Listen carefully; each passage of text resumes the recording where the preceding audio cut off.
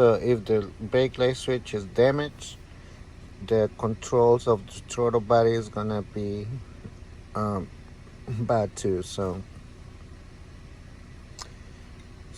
I'm going to replace the brake switch. So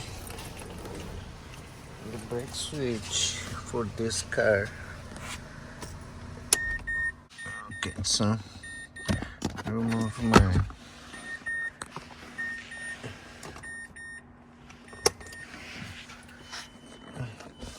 so it's down here, so we're gonna remove these clips here. So we got 1 and 2. So try to remove these clips. So here's 1.